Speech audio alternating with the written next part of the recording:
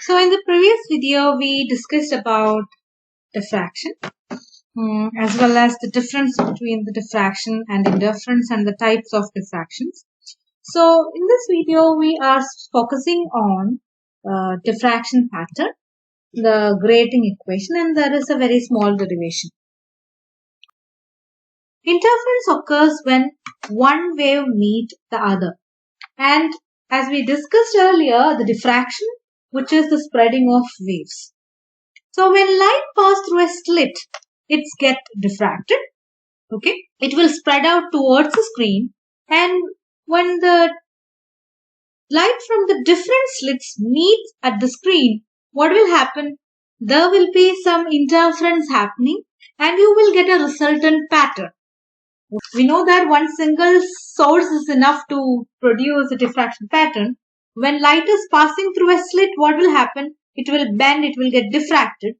Okay, so after diffraction, the secondary wavelet will be spreading throughout that area towards the screen, and on reaching the screen, you can see these different secondary wavelets will be interfering and producing a resultant pattern. That is actually known as the diffraction pattern. Suppose a slit is illuminated with a laser. We have a green laser like this. Okay, so what happens? This is our slit.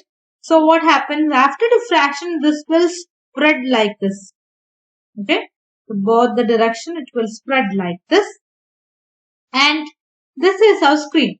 Okay, on the screen you can see this region is the most intense region, and you can see some darkness here.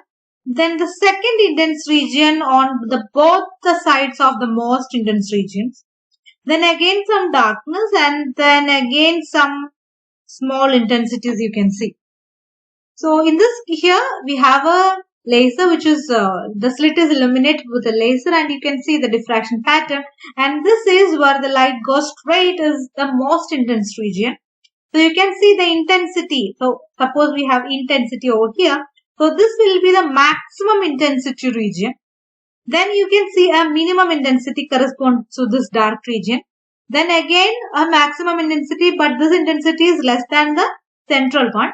So here you can see another maximum region. Okay. So here also minimum region. So both the sides of these maxima, you can see the mixture, one alternate minimas and maximas which is repeatedly existing.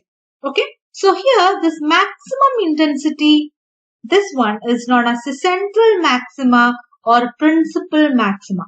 Okay. So this one which is a maximum intensity which is known as the central maxima or principal maxima. This one is known as the first order minimum. This one is the first order maxima. So both the sides of the central maxima, you can see the first order minimas, first order maximas, again second order minimas, second order maximas, like the pattern is repeating. Okay, this is the way, this is how a diffraction pattern is looking like. I hope you now got an idea about the diffraction pattern. It has a central maximum and first order minimas, first order maximas, second order minima, second order maximas, like that. The pattern is spreading like that. Okay, so as in the interference bands, you already saw it was repeatedly, there is a dark band, bright band, dark band, like that. The structure is uniformly repeating. But here you can see there is no uniformity. Okay, that order maxima is not having the equal intensity of the central maxima. So the pattern doesn't have any uniformity. Okay, this pattern is known as the diffraction pattern. How this pattern is occurring, how this pattern is forming when the light from different slits are interfering at the screen. Okay, so this interference is happening inside the diffraction, and that's why we are getting this pattern. Okay, so that's all about the diffraction pattern. Now we have something which is known as a plane transmission grating. Okay, this you already done an experiment, wavelength of laser, which you already done an experiment in the lab. Some of you might have seen this experiment. Some of you might have done this experiment. So this is a plane transmission grating. Okay, this is how a plane transmission grating is looking like. Okay, and when it is illuminated with some lights, suppose it is white light, it will produce colors like, the beautiful spectral, the pattern like this, it will form the beautiful colors.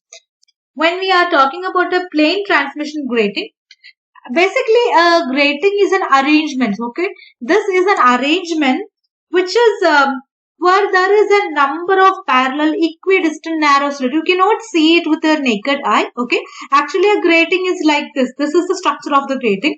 So you can see here, these three are representing the slits. Okay, so a grating actually consists of a large number of parallel equidistant narrow slits. Okay, and in between the slits you can see some obstructions are there. So it is constructed by ruling a large number of equidistant parallel lines using a diamond tip.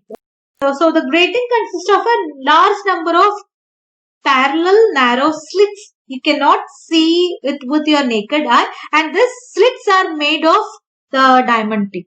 Okay, and this is pretty expensive apparatus in your physics lab. Okay, so this is a basic pattern. So you can see in between the slits there is an obstruction. Okay, that's what is represented here in this picture. So this green color ones are representing the obstructions, and that the in between the green color ones you can see the slits. So when the light falls into this arrangement, what will happen? Okay, we have a number of slits. Okay, here I just showed 3 slits. Okay, in that plane transmission grating, it is already mentioned here, there are 15,000 lines. Okay, 15,000 lines per inches. I will tell you what is a line later.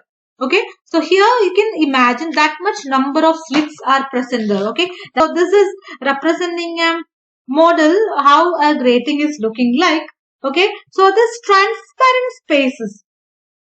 Okay, so when light is fall into this arrangement, these transparent spaces will act like slits. Okay, these regions between this green color one, it will act like a slit, and in between that you can see some obstructions. So the width of the slit is called the transparency. So this thing is known as the transparency between this and this. Between these two green color, this is representing the transparency, and this green color ones are representing the opacity. Suppose we have a slit of width A and we have an obstruction of width B. Okay, so in this grating all the slits will be having the uniform width A and all the obstructions will be having uniform width B. Okay, and this A plus B, that is the width of the slit plus width of the obstruction, this A plus B is known as the grating element or the grating constant.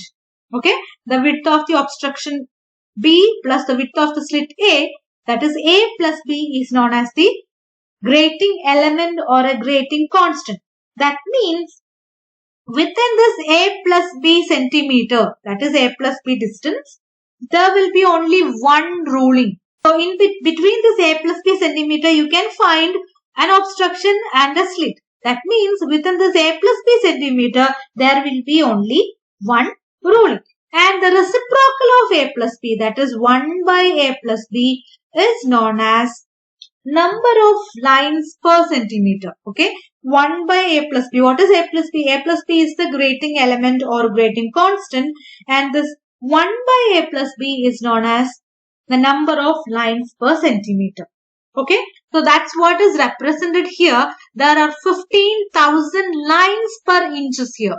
Okay, that is n value per inches is 15,000 in this grating. So in our lab also we are using the same kind of grating. So you can find a 6,000 lines per centimeter. Okay, there are 6,000 lines per centimeter.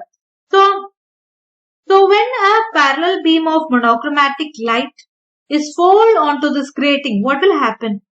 There will be diffraction, right? When it is falling normally, when we are conducting all the optics experiments in the normal incidence condition, when this parallel beam of monochromatic light is fall normally onto the grating, most of the light from the transparencies, that is the gap, will be going straight through this gap. Okay, most of the light will be going straight.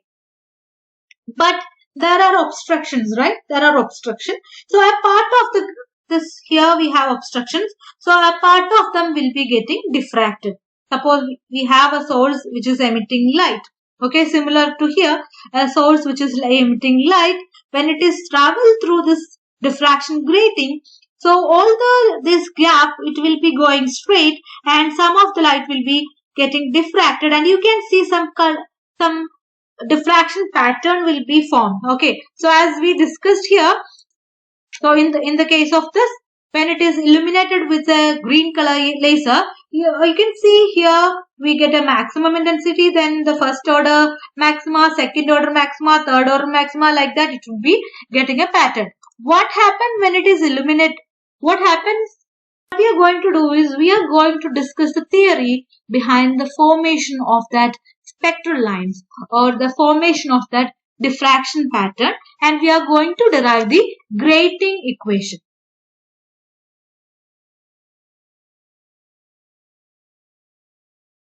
So consider this figure. So here you can learn what happens when light is incident on the number of 6,000 or 15,000 number of slits simultaneously. So when light is incident on this particular arrangement, something is happening to laser. Okay, so that is happening simultaneously. So we are going to study that. So in this picture, I have represented a grating. I have represented 2 slits and 3 obstructions, which is here. So here this is an obstruction. So this is another. This one is the third one, and you can see the slits. Okay, the width of the slit I have represented as A, the width of the obstruction I have represented as B. In case of Fraunhofer diffraction, we are using 2 convex lenses. First one in front of the aperture and the second one behind the aperture. So I'm not mentioning the first one over here. So I'm going to tell you what is happening to the light when it is incident on a grating. Okay, so after the diffraction, so when light is incident on a grating, it will diffracted and some of the light will be coming straight, and that can be focused by a convex lens. For example, suppose this is our grating, and I told you all the light which is traveling through the slit will be going straight. Okay, and suppose this is our screen.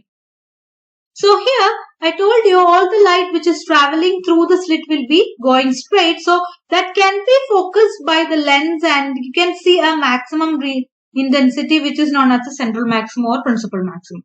Okay, that's what is represented here. That is all the wavelets which is traveling through the slit will be focused by the lens, and it can be focused on the screen at this point M, which is known as the central maxima or principal maxima. Okay, so the secondary wavelets which is traveling in a direction parallel to the direction of the incidence are brought to focus at a point which is represented as M. The point M, which appears as the most brightest region, and then it is known as the central maxima or principal maxima. On the either side of this central maxima, you can see alternate dark and bright regions. Okay, so it will be a pattern like this.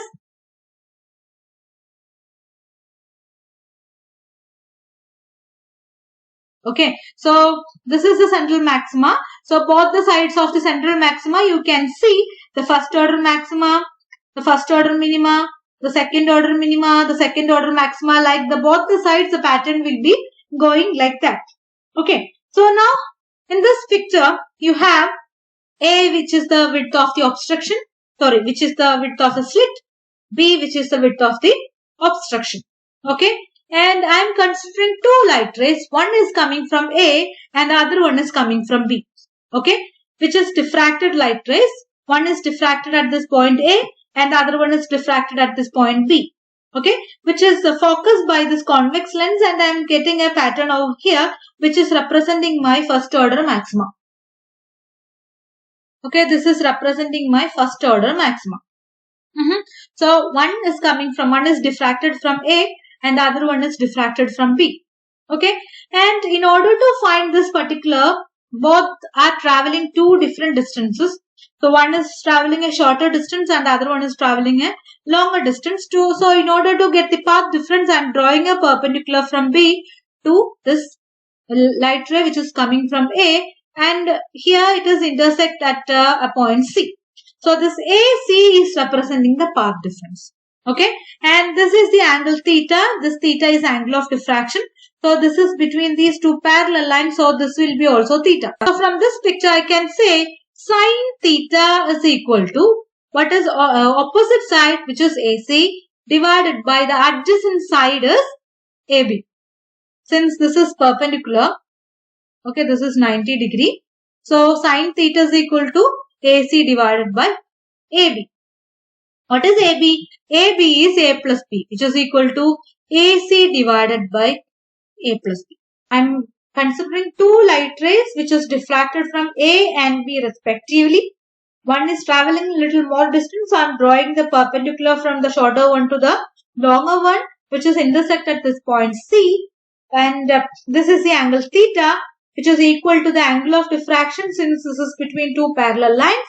And I can write sine theta is equal to AC divided by AB. AB is A plus B. That is AC divided by A plus B. So I can write A plus B sine theta is equal to AC. Okay. I can write A plus B sine theta which is equal to AC. What is this AC? What is this AC? AC is representing the path difference delta. Okay.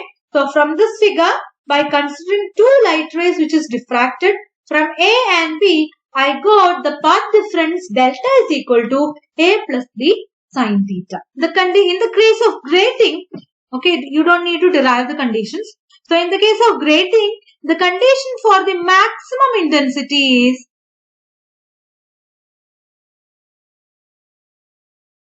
the case of grating, the condition for the maximum intensity is delta is equal to n lambda. That is A plus B sine theta is equal to n lambda. This is the condition for the maximum intensity. Okay. So in the case of grating, it is a multi-slit diffraction. There are a number of slits. So when light is incident on this number of slits, it will be simultaneously diffracted and it can be focused by the convex lens and we will be getting a pattern on the screen. Okay. And the pattern is defined with this equation that when suppose we have two light rays which is having a path difference delta between each other. If delta equal to n lambda, we will get the maximum intensity. Okay. So from this figure, A plus B sine theta is the path difference. So A plus B sine theta equal to delta is condition for the maximum intensity. Okay. And we know that sine theta can be written. Sine theta is equal to n lambda divided by A plus B. What is 1 by A plus B? 1 by A plus B is capital letter N, which is number of lines per centimeter. Okay. So that is sine theta is equal to capital N small n lambda, where capital N is the number of lines per centimeter. Small n is the order of the spectrum. So here I told you this is central maximum. This is the first maxima. Okay. So n is equal to 1. This is the second maxima. N is equal to 2. Like the pattern, you can see both the sides of the principal maxima, you can see the pattern. Okay. So sine theta is equal to n and lambda. Here capital N is the number of lines. Capital N is the number of lines. Small letter n is the order of the spectrum. Lambda is the incident wavelength and theta is the angle of the diffraction. Okay. And this particular equation is known as the grating equation. This particular equation is known as the grating equation. Okay. For example, suppose n is equal to 1. For example, n is equal to 1. That is sine theta 1 is equal to n lambda. This is corresponding to first order maxima. Okay. For example, n is equal to 2. Sine theta 2 is equal to n into 2 into lambda, which is 2n lambda, which is corresponding to second order maxima. Like that, you can see an n number of maximas. Similarly, I told you this is the condition for the maximum intensity. For minimum intensity, the condition is delta is equal to 2n plus 1 lambda by 2. That is, sin theta is equal to capital N 2n plus 1 lambda by 2 is the condition for the minimum intensity. For example, this n is equal to 1, you will get the first order minimum. N is equal to 2, you will get the second order minimum. Like that the pattern repeats. Okay. Therefore, sin theta is equal to n lambda, or a plus b sin theta is equal to n lambda is known as the grating equation. Okay, that is the grating equation.